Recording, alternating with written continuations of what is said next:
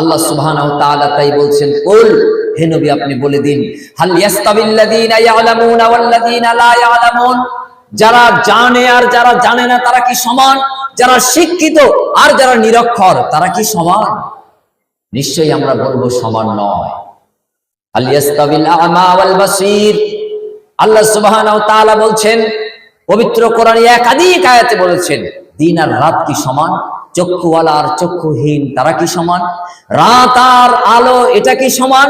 কখনোই সমান নয়। আমরা প্রত্যেকেই জানি, তারপরেও কেন আমরা বিবেককে কাজে লাগাই না? আমাদের ছেলে মেয়েদেরকে এখনো কেন লেবারিতে শিশু শ্রমে ব্যস্ত রাখি?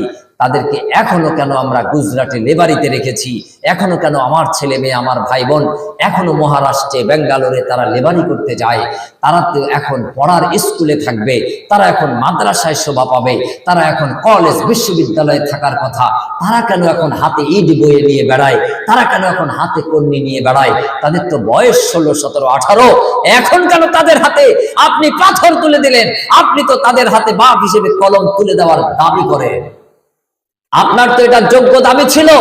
আপনি আপনার ছেলেকে ডেকে আনুন, আবার মাদ্রাসায় ভর্তি করেন, স্কুলে ভর্তি করেন, কলেজে আবার ভর্তি করে দেন, তার পড়ালেখা চালু করুন।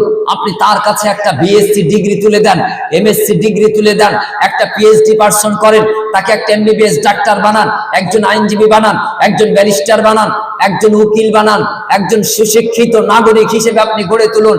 আপনি গর্বিত বাপ হিসেবে দক্ষিণ 24 পরগনার বুকে দাঁড়িয়ে সাংবাদিক সম্মেলন করে আপনি বলবেন, আমি এবিপি আনন্দের সামনে ক্যামেরায়, অন ক্যামেরায় বলছি, আমি একজন গর্বিত পিতা। আমার ছেলে এমএ পাস, আমার ছেলে বিএ পাস, আমার মেয়ে এমএ পাস, আমার মেয়ে বিএ পাস, আমার মেয়ে আইনজীবী, আমার মেয়ে ব্যারিস্টার, আমার ছেলে আইনজীবী, আমার মেয়ে ব্যারিস্টার, আমার মেয়ে যোগ্য বিচারপতি। আছে না মেয়ে বিচারপতি? আমাদের হাইকোর্টে নেই? আছে তো, দু একজনের নামও আপনাদের জানা আছে। আমাদের মহামান্য বিচারপতি শ্রীমতী অমৃতা সিনহা অত্যন্ত শ্রদ্ধেয়া একজন মানুষ এবং বিচারকের একটা রোল মডেল, একটা আদর্শ, একজন নারী, সম্মানিতা নারী।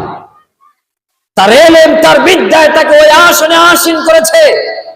কোন মিছিল, মিটিং, কোন অবরোধ করে এই চেয়ার পাওয়া সম্ভবপর নয়।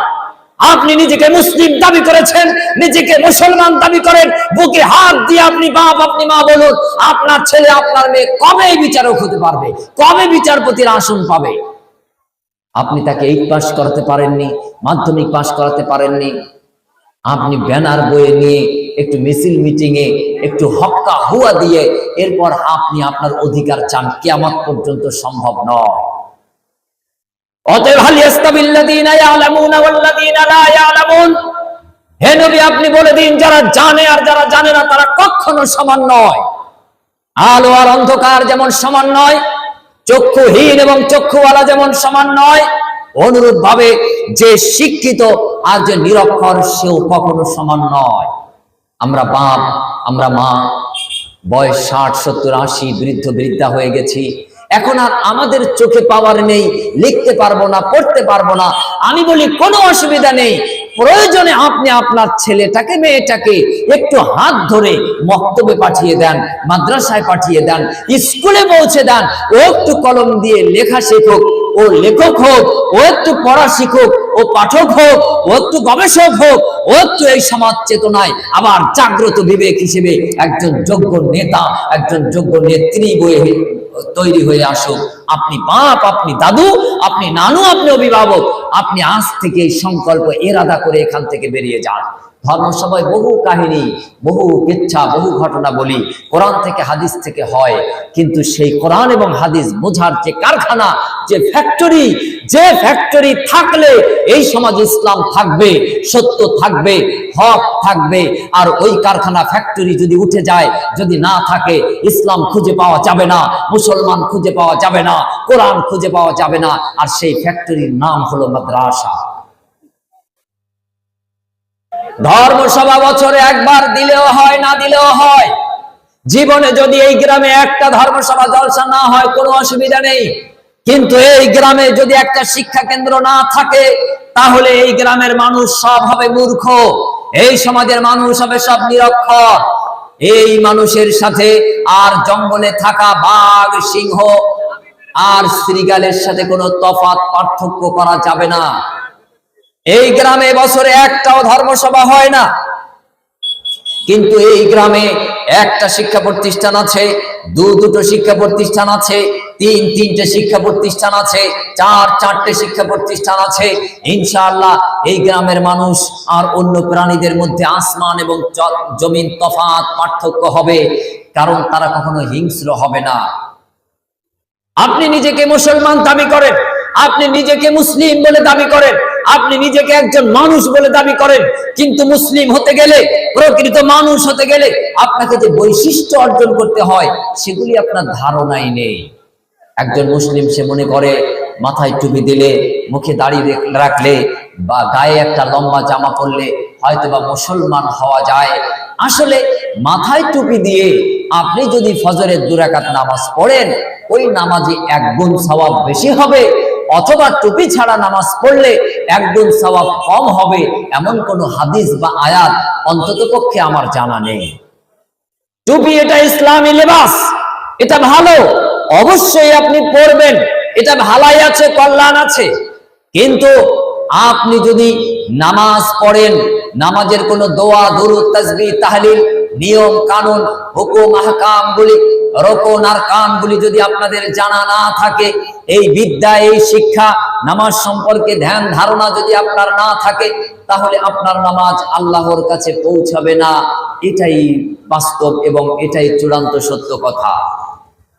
অন্ততপক্ষে আপনাকে পবিত্রতা অর্জন করা এটা শিখতে হবে, অন্ততপক্ষে আপনাকে কিবলাটা জানতে হবে, শিখতে হবে, অন্ততপক্ষে আপনাকে আল্লাহু আকবার, তাকবীরে তাহরিমা বলা বাধা এটা আপনাকে শিখতে হবে, বুঝতে হবে।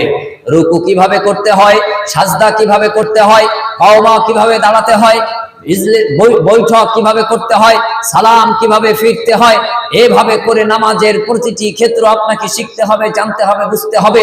দোয়া, দরুদ মুখস্থ করাটা জরুরি, যদিও বা সব আপনি মুখস্থ করতে না পারেন, তারপরেও অন্তত পক্ষে সুবহানাল্লাহ, আলহামদুলিল্লাহ, লা ইলাহা ইল্লাল্লাহ, আল্লাহু আকবার, লা ইলাহা ইল্লাল্লাহ, আল্লাহু আকবার, অন্তত পক্ষে এতটুকু দোয়া, দুরূদ, তাসবিহ, তাহলিল হলেও কমপক্ষে আপনাকে পাঠ করতে হবে। যদি সূরা ফাতিহা না জানেন, সানা না জানেন, ফাতিহা না জানেন, অন্য কোন সূরা, অন্য কোন দোয়া না জানেন, তারপরেও অন্তত পক্ষে সুবহানাল্লাহ, আলহামদুলিল্লাহ, আল্লাহু আকবার, লা ইলাহা ইল্লাল্লাহ, আল্লাহু আকবার, এইটুকু অন্তত পক্ষে জানা চাই। এতটুকু যদি না জানেন, তাহলে আপনার নামাজ আল্লাহ নিয়ে কি করবেন? আপনি গাড়ির মালিক, একটা গাড়ি কিনেছেন, শখ করে গাড়ি কিনেছেন, কিন্তু আপনি ড্রাইভার নন। আপনি কি করবেন? একজন দক্ষ ড্রাইভার আপনি নেবেন, সে আপনার গাড়িটা চালাবে, সে গাড়িটার যত্ন নেবে।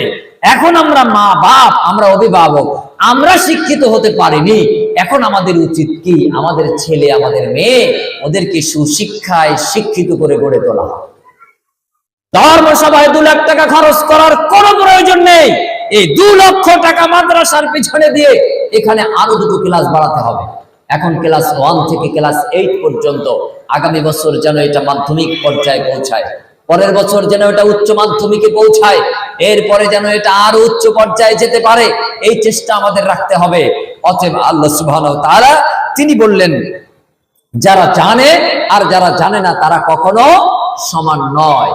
পার্থক্য তো আছে, অনেক পার্থক্য আছে।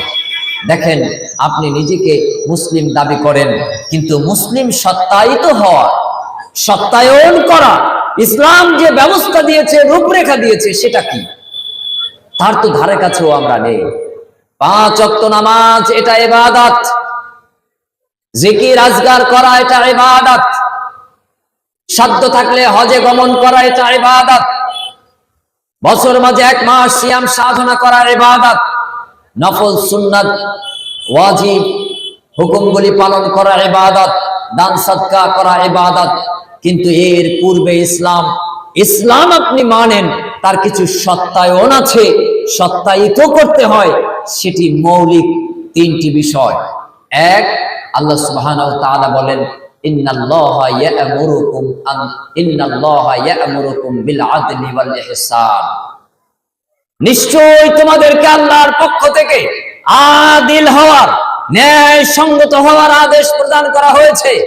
আপনি যদি নিজেকে মানুষ হিসেবে দাবি করেন আর যদি মুসলিম হিসেবে দাবি করেন, তাহলে তো কথাই নেই। আপনাকে প্রথম হতে হবে ন্যায় পরায়ণ। আপনি কতটুকু ন্যায় পরায়ণ? আপনি মাদ্রাসা তৈরি করলেন, স্কুল তৈরি করলেন, আপনি একটা প্রতিষ্ঠান তৈরি করলেন, মসজিদ তৈরি করলেন। আপনি তৈরি করেছেন বলে এই প্রতিষ্ঠান আপনি আজীবন পরিচালনা করবেন, নেতৃত্ব দেবেন। আর কোনো নেতা আপনি তৈরি করবেন না, আর কোনো পরিচালক আপনি তৈরি করবেন না। এটাই তো বাংলা ভাষায় বলে স্বৈরতন্ত্র। ভাই, এটাকে কি বলে? স্বৈরতন্ত্র। এই তন্ত্রে জুলুম নীতি আছে, এই তন্ত্রে দুর্নীতিগ্রস্ততা আছে, এই তন্ত্রের মধ্যে সমস্ত রকম অন্যায় অপরাধ আছে। আর আপনি যদি ন্যায় পরায়ণ হন, তাহলে আপনি যেই মসজিদের সেক্রেটারি হবেন, ক্যাশিয়ার হবেন, সভাপতি হবেন, আগামী 3 মাসের মধ্যে আরেকজন যোগ্য সভাপতি তৈরি করে ফেলবেন। আপনার মেয়াদ শেষ, সে আবার সভাপতি পদপ্রার্থী হবে। জনগণ যদি চায় তাকে দায়িত্ব দেবেন। আপনি মাদ্রাসা তৈরি করবেন, মাদ্রাসার কমিটিতে আসবেন। আপনি এসে 3 সপ্তাহের মধ্যে, 3 মাসের মধ্যে, 1 বছরের মধ্যে আপনার মতন যোগ্য, আরো ভালো, আরো যোগ্য দায়িত্বশীল তৈরি করে ফেলবেন। আপনার ডান পাশে একজন, বাম পাশে একজন আপনার কাজ করে দেবার জন্য সদা প্রস্তুত থাকবে। তারা আপনার ডান হাত, আপনার বাঁ হাত। আপনার অবর্তমানে সেই আপনার দায়িত্ব পালন করবে, আপনার মৃত্যুর পর আপনার হাল সেই ধরবে। এটাই তো ছিল নবী ও রাসূলগণের দায়িত্ব, এটাই ছিল তাদের কাজ এবং কর্ম, এটাই তো সমাজ কর্তাদেরকে আল্লাহ সুবহানাহু ওয়া তাআলা দায়িত্ব দিয়ে পাঠিয়েছেন। কিন্তু দুর্ভাগ্য, আমরা এটা করি না। আমি যদি বক্তা হই, আমাকে যদি একটা ছেলে একটা মেয়ে আল্লাহ দেয়, তাহলে আমার কর্তব্য কি হবে? আমার ছেলেটাকে যোগ্য একটা বক্তা বানিয়ে দেওয়া। আমি যদি শিক্ষিত হই, তাহলে আমার কি কর্তব্য হবে? আমার ছেলেটা, আমার মেয়েটাকে যোগ্য শিক্ষিত করে গড়ে তোলা। যতটুকু আমি তার থেকে অনেক ভালো করে গড়ে তুলবো, এটাই তো বাপের উৎকৃষ্ট আদর্শ হওয়া উচিত। তাহলে আমি যদি মাদ্রাসার উদ্যোক্তা হই, আমি যদি স্কুলের প্রতিষ্ঠাতা হই, আমি যদি কোনো প্রতিষ্ঠানের ম্যানেজমেন্ট কমিটি হই, তাহলে আমাদের গুরু দায়িত্ব হচ্ছে আমাদের পরবর্তী জেনারেশনকে তৈরি করা। আমার চোখ বন্ধ হওয়ার সাথে সাথে তারা যেন দায়িত্ব যথার্থভাবে পালন করতে পারে। আরে কিভাবে তারা আমার মৃত্যুর পর দায়িত্ব পালন করবে, এটা আমি দেখে যাবার জন্য আমার জীবদ্দশায় আমি উপদেষ্টা হয়ে যাব। 2, 5, 10 বছর পরে আমি তাদের কাঁধে দায়িত্ব বুঝে দেব। আচ্ছা, আর একটু নরমাল বাংলা উদাহরণ দিয়ে বোঝানোর চেষ্টা করি। সম্মানিত উপস্থিতি, আপনাদের এলাকায় জমি চাষ হয় এখন পাওয়ার টিলার, ট্রাক্টর মেশিনে, না গরুতে এখনো হাল দেওয়া হয়? তিলপির কে আছেন? এখনো ট্রাক্টর নাকি? গরুর হাল আর নেই, লাঙ্গল ধরে কেউ আর চষে না। আপনারা দেখেছেন এইরকম হাল চাষ? কে কে আছেন? এটা হাত উঁচু করেন। মাশাআল্লাহ। তা মনে করেন আমরা ওই হাল চাষি, 2খানা নাংলা গরু, তার কাঁধে জোয়াল বাঁধিয়ে দিয়ে লাঙল ফালটাকে ধরে চাষি আমরা এই ব্যবসা করছি, জমি চাষ দিচ্ছি। আচ্ছা, গরুটার 15 বছর বয়স, 20 বছর বয়স। এখন এই চাষির কর্তব্য কি? এই গরুটা বাড়িতে রেখে একটা তর তাজা অল্প বয়সী যৌবন প্রাপ্ত গরু আবার আনবে? এটাই তো। ওই বুড়ো নাংলা গরু দিয়ে কতদিন জমি চষবে? কিছু লোক ওই ভুল কাজ করেছিল। করতে করতে করতে করতে দেখা গেল যে জমি ভালো চাষও হয় না, ওই নাংলা গরু শিং লম্বা হয়ে গেছে, অনেক অবস্থা হয়ে গেছে, চাষবাস আর ভালো হয় না। অমনি আল্লাহ বুদ্ধি দিয়ে যন্ত্র আবিষ্কার করে দিয়েছে, নাম পাওয়ার টিলার, ট্রাক্টর। ছোট বড়, এখন আরো অটোমেটিক মেশিন। আর মানুষ এত কৃপণ, এত হিংসা পরায়ণ, জমির আল সব কেটে 4 ইঞ্চি 6 ইঞ্চি সরু করে ফেলেছে। এখন আর ট্রাক্টর মেশিন নিয়ে যাওয়া যায় না। ওই জন্য আল্লাহ আবার চায়নাদের মাথায় বুদ্ধি দিয়ে দিয়েছে। ওদেরকে বলেছে, হাতে কোলে কাকে পিঠে করে নিয়ে যাওয়া যায় ওই ট্রাক্টর আবিষ্কার কর। ওরা এইবার ওই 1.5 হাত বা 1.5 ফুট এক চাকার উপর দাঁড়ানো জমি চাষ দেওয়ার মেশিন যন্ত্র তৈরি করেছে। আপনাদের এলাকায় দেখেছেন? আছে, এসেছে, আসবে, দেরি করেন। যত আল শুরু করবেন আল্লাহ তত বুদ্ধি দেবে। আর পরের আল কেটে কেটে পরের জমি যত জবরদখল করবেন, তত জুলুমবাজ শাসক আল্লাহ পাঠিয়ে দেবেন। তাদের হাতে ভারী দুর্মুজ থাকবে, মুগুর থাকবে। ও আদম সন্তান, 1 ইঞ্চি জমি ফাঁকা পেয়ে, মাঠে কেউ নেই, কোদাল দিয়ে কুপিয়ে কুপিয়ে জবরদখল করে ফাঁকি দিয়েছ। ওলো কানা কুজো খোড়া বোঝে না, নিরক্ষর মানুষ, তুমি জবরদখল করে 5 কাঠা 6 কাঠা বানিয়ে খাচ্ছ, খাও। আমি এমন শাসক দিয়ে দিলাম, পিঠের উপর এমন আঘাত করবে, পৃথিবীর কোন স্বাস্থ্য কেন্দ্র নেই যেখানে তোমাকে ভাইরাস মুক্ত করে দিতে পারে। তোমাকে রোগ দান হিসেবে দেবে, ভিক্ষা হিসেবে দেবে রোগ। বলেন কি এটা হয়? দেবে, খুব তাড়াতাড়ি পেয়ে যাবে। আপনাকে পকেটে রাখার জন্য, আপনাকে তার গোলাম বানানোর জন্য আপনাকে ক্যান্সারের ভাইরাস দিয়ে দেওয়া হবে, নাও এটা তোমার জন্য ফ্রিতে দিলাম। আর আমরা বাঙালি মুসলমান ফ্রিতে আলকাতরাও গায়ে মাখি, হামাগুড়ি দিয়ে ওখানে পড়বো। ভিক্ষা নেবার জন্য যত লাইন, স্কুলে ভিড় নেই, মাদ্রাসায় ভিড় নেই, মসজিদে ভিড় নেই, সব ভিড় আমার মেম্বার সাহেবের বাড়িতে। কেন? ওখানে পাওয়া যাবে। অথচ আল্লাহর নবী বললেন, নিচের হাতের থেকে উপরের হাতের মর্যাদা বেশি। আপনি যদি আপনার মর্যাদা প্রতিষ্ঠিত করতে চান, তাহলে উপরের হাতওয়ালা হন, নিচের হাতওয়ালা হতে যাবেন না। যে কথা বলছিলাম, যে আপনি আপনাকে একটু সত্যায়ন করুন, আপনাকে একটু সত্যায়ন করুন। কিভাবে সত্যায়ন করবেন? আপনি চাকরি পেয়েছেন, এখন আপনার চাকরির এই সার্টিফিকেট গুলি, এগুলি সঠিক না বেঠিক, নকল না আসল, প্রমাণ দিয়েছেন, তারপরেও এই কাগজগুলি, জেরক্স গুলি সত্যায়ন করা লাগে, লাগে না? সেলফ অ্যাটেস্টেড লাগে। এমবিবিএস ডাক্তার, চেয়ারম্যান সাহেব, পৌর প্রধান সাহেব, অথবা ওই লেভেলের কোনো মানুষ, তিনি সিল সাপোর্ট দিয়ে স্বাক্ষর করে দেবেন, সিগনেচার করে দেবেন অফিসে। ওটা দিলে এটা গ্যারান্টেড হবে যে এটা সত্যায়িত হয়েছে। আপনি যে মুসলমান, আপনি যে ধর্ম মানেন, আপনি যে মানুষ, এর সত্যায়ন আপনি কবে করলেন? দেখেন, আপনি আমাকে একটু আজকে দেখান, যতজন আপনারা আছেন, আপনি মানুষ বা আপনি মুসলমান, একটু সত্যায়ন করে দেখান তো। আপনি মানুষের সত্যায়ন হলো আপনি ন্যায় পরায়ণ। আপনি আপনার সন্তানদের প্রতি ন্যায় সম্পাদন করেন, আপনি আপনার অধীনস্থদের প্রতি ন্যায় পরায়ণতা করেন, আপনি আপনার অধীনে যারা আছে তাদের প্রতি সর্বদা ন্যায় বিচার করেন। বাপ সন্তান ছেলে মেয়ের প্রতি ন্যায় বিচার করবে। এখন আমার বাপ শ্রেণী যারা আছে তারা কি ন্যায় বিচার করে? মাস্টার ছেলেটাকে ডোবা জমিটা দেয়, আর একটা ছেলে সে খুব প্রিয়, তাকে ড্যাঙ্গা জমিটা দেয়। মেয়েটাকে ওই বিলের মধ্যে পচা কোমর পর্যন্ত ডুবে থাকে যে জমি, সেই জমিটা মেয়েদেরকে দেয়। আর ভিটে বাড়ির খুব দামি জমি, ওগুলি সব ছেলেদেরকে দেওয়ার ওসিয়ত করে যায়। আবার রাতের অন্ধকারে কোনো কোনো বাপ লিখেও দেয়। আপনি অন্যায় পরায়ণ, আপনি 20 বার হজ করলেও জান্নাতে যেতে পারবেন না, এটাই কোরআনের কথা, এটাই হাদিসের কথা। অতএব আপনাকে মুসলমান হিসেবে সত্যায়ন করতে হবে, এবং আপনি সেই সত্যায়ন সিল সাপোর্ট সিগনেচার নাম্বার 1 ন্যায় পরায়ণ। ইন্নাল্লাহা ইয়ামুরুকুম, আল্লাহ সুবহানাহু ওয়া তাআলা আদেশ দিয়েছেন কিসের? ইন্নাল্লাহা ইয়ামুরু বিল আদলি ওয়াল ইহসান, ন্যায় পরায়ণ হওয়ার জন্য। আপনি এই সমাজ ব্যবস্থায় বাড়ির কর্তা আজকে আপনি হতে পারেননি। আপনার অধীনে 4 জন মানুষ, একটা ছেলে, একটা মেয়ে, একটা বউ, আর আপনার বাড়ি একটা কাজের লোক। এই 4 জন মিলে তারপরেও বাড়িতে অশান্তি, আপনি কন্ট্রোল করতে পারেন না, আপনি কর্তা নন।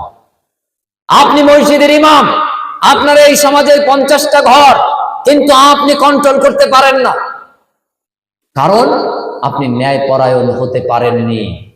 যতদিন পর্যন্ত আপনি ন্যায় পরায়ণ না হবেন, ততদিন পর্যন্ত আমাকে আপনাকে গোলাম হিসেবে পৃথিবীতে জীবন যাপন করতে হবে। কোনদিন আমরা স্বাধীন হব না। পৃথিবীতে নবী ও রাসূলগণ সর্বশ্রেষ্ঠ মানুষ, এনারা ছিলেন নাম্বার 1 ন্যায় পরায়ণ। এরা কোন দিক থেকে অন্যায় পরায়ণ হননি, জীবন চলে গেছে তারপরেও ন্যায় পরায়ণ ছিলেন। জাকারিয়া আলাইহিস সালাম, নাম শোনেননি আপনারা এই নবীর? জাকারিয়া আলাইহিস সালাম, চিন্তা করেন, গাছ সহ তাকে চেরাই করে ফাড়াই করে ফেলা হলো। এরপরেও তিনি বেইনসাফি কাজে স্বাক্ষর করেননি, সম্মতি প্রদান করেননি। তিনি বলেছেন, আমি আল্লাহর দাস, আল্লাহর গোলাম, আমি কোনো অন্যায় কাজ করতে পারবো না। অন্যায় রাজি হয়নি বলে তাকে চেরাই করে ফাড়াই করে দু টুকরো করে ভাগ করে ফেলা হয়েছে, হত্যা করে ফেলা হয়েছে, তারপরেও তিনি অন্যায় পরায়ণ হননি। আর এখন আমি মসজিদের ইমাম, সুদের বিরুদ্ধে ওয়াজ চলবে না, ঘুষের বিরুদ্ধে ওয়াজ চলবে না, মদের বিরুদ্ধে ওয়াজ চলবে না, দুর্নীতির বিরুদ্ধে ওয়াজ চলবে না। এগুলি যদি করি তাহলে সমাজের লোকের গায়ে লাগবে, তাহলে সমাজ সংস্কার কে করবে? সমাজ সংস্কার করার দায়িত্ব তো সমাজের নেতা যিনি ইমাম তিনি।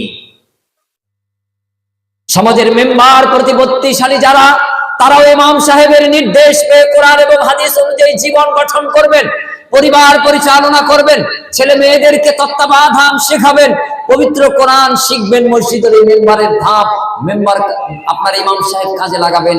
ওখান থেকেই আমার সমাজের মেম্বার সাহেব সঠিক রাস্তা পাবেন, সঠিক পথে চলবেন, সঠিক ব্যবস্থাপনা পাবেন। কিন্তু আমার সমাজের এই মেম্বার শ্রেণীর মানুষ, নেতা শ্রেণীর মানুষ, নেতৃস্থানীয় মানুষ, তারা কোরআন থেকে দূরে, কোরআন তাদের কাছে আমরা পৌঁছাতে পারিনি, সেই ব্যবস্থা আমরা করতে পারিনি। তার জন্য কিন্তু আজকে আমাদের সমাজ একটা বিধ্বস্ত সমাজে পরিণত হয়েছে, একটা বিপর্যস্ত জাতিতে আমরা আজকে পরিণত হয়ে গেছি। আমাদের কোনো দিকে কোনো উন্নতি নেই, কোনো দিকে আমাদের কোনো ঐক্য নেই, কোনো দিকে আমাদের কোনো সহমত নেই। ভালো কাজ যেই আমাদের সামনে আসবে অমনি বিতর্ক। এখানে একটা ফাংশন হবে, বিতর্ক নেই। এখানে একটা রাজনৈতিক মিটিং হবে, বিতর্ক নেই।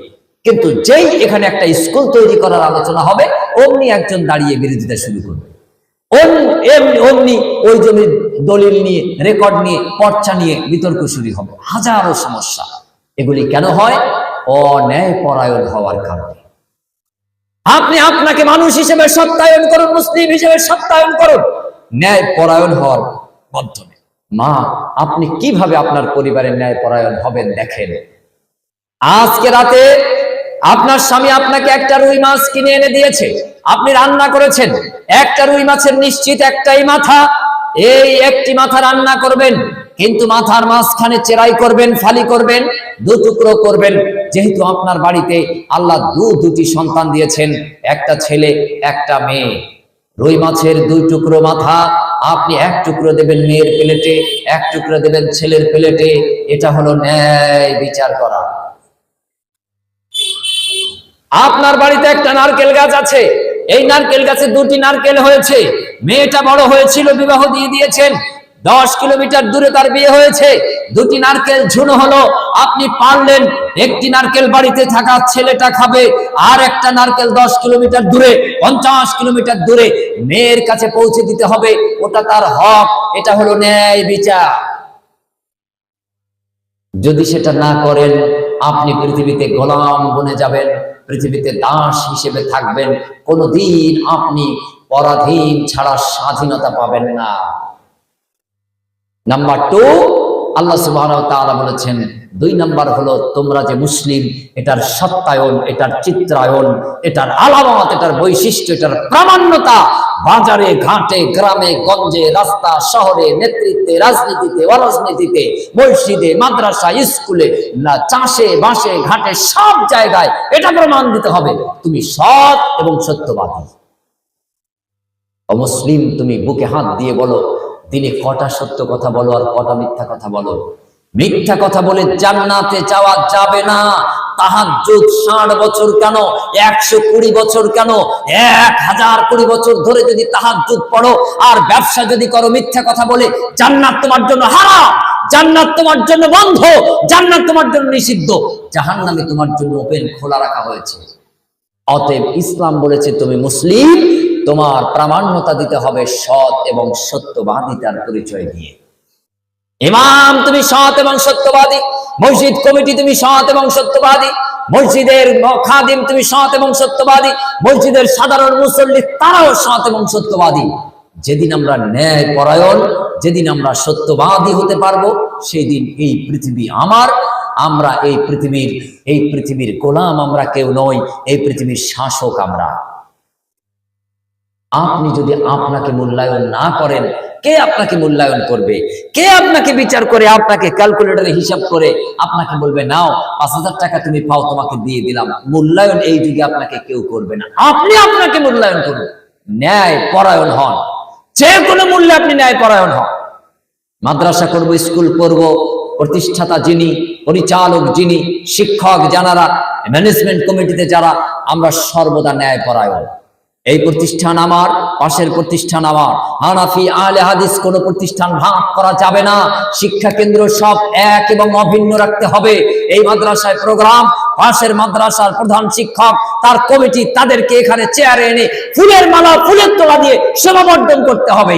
তার প্রোগ্রামে আবার আপনাদেরকে ডেকে এখানে ওখানে শোভাবর্ধন হবে। এভাবে করে ডাকলেও যেতে হবে, না ডাকলেও যেতে হবে। তার সাথে আমার আপনার মন, অন্তর, হৃদয়ের আদান প্রদান করতে হবে। তারা যে প্রতিষ্ঠান করছে, আপনি যে প্রতিষ্ঠান করছেন, উদ্দেশ্য এক এবং অভিন্ন, আল্লাহর দ্বীন প্রতিষ্ঠা করা। অতএব দুই প্রতিষ্ঠানের মধ্যে কোনো দেয়াল প্রাচীর রেখে আল্লাহকে খুশি করা যাবে না, কারণ আল্লাহর আদেশ ওয়াতাসিমু বিহাবলিল্লাহি জামিআ ওয়া লা তাফাররাকু। এটা আল্লাহর আদেশ। ঐক্যবদ্ধ থাকো, আল্লাহর রজ্জুকে মজবুত ভাবে আঁকড়ে ধরো, দলগত ভাবে, ঐক্যবদ্ধ ভাবে, সংঘবদ্ধ ভাবে, টিম আকারে একসাথে থেকে গোটা মুসলিম, আমেরিকা থেকে জাপান পর্যন্ত, দক্ষিণ মেরু থেকে উত্তর মেরু পর্যন্ত সারা পৃথিবীর মুসলমানকে আল্লাহর নবী সাল্লাল্লাহু আলাইহি ওয়াসাল্লাম বলেছেন যেন একটি বডি, একটি দেহ। ও মুসলিম, তুমি চিন্তা করো, মানুষ তুমি চিন্তা করো, তোমার এই বডির পায়ের তলা ওই সাদা শক্ত চামড়ায় একটা কাঁটা ফুটেছে, তোমার ব্রেন, মাথার চুলের গোড়া পর্যন্ত ব্যথা যন্ত্রণা ভোগ করেছে। এটা হলো একটা দেহের উদাহরণ, একটা বডির বৈশিষ্ট্য। দক্ষিণ মেরুতে যদি কোনো মুসলমান কষ্টে থাকে, উত্তর মেরুর মুসলমান ব্যথিত হবে। এর নাম আল্লাহর নবীর কথা, গোটা মুসলমান জাতি একটা বডি, একটা দেহের ন্যায়। এর চুলের গোড়ায় যদি একটু ছিলে যায়, ওর পায়ের তলা যেমন ব্যথা পায়। আমেরিকার মুসলিম যদি কষ্টে থাকে, ভারতের মুসলমান ব্যথিত হবে। এভাবে করে আরবের মুসলমান যদি কষ্টে থাকে, আফগানের মুসলমান ব্যথিত হবে। সারা পৃথিবীর মুসলমান নবীর কথা অনুযায়ী, আল্লাহর বিধান অনুযায়ী এক এবং অভিন্ন একটা দেহ, একটা বডি। অতএব এই পাড়া ওই পাড়া, এই গ্রাম ওই গ্রাম, এটা তো দূরের কথা। এখান থেকে আমেরিকা, এখান থেকে দক্ষিণ মেরু, সেই পর্যন্ত আমরা এক এবং অভিন্ন। আল্লাহ সুবহানাহু ওয়া তাআলা এই আদেশ প্রদান করেছেন। অতএব কাঁধে কাঁধ মিলিয়ে, বুকে বুক মিলিয়ে, অন্যের মেধা আমি নেব, আমার মেধা তিনি নেবেন, এভাবে করে পরামর্শ মাশওয়ারা করে আমাদের প্রতিটি শিক্ষা প্রতিষ্ঠান চলচল করবে, উন্নত থেকে আরো উন্নত হবে। সেই দিন যদি আমরা ফিরিয়ে আনতে পারি, তবে আমরা আর গোলাম থাকবো না, আমরা নির্যাতিত হব না, নিষ্পেষিত হব না, লাঞ্ছিত হব না, বঞ্চিত হব না। দেখেন, সৎ এবং সত্যবাদী যদি না হয়, ন্যায়পরায়ণ যদি না হয়, তাহলে কত অসুবিধা।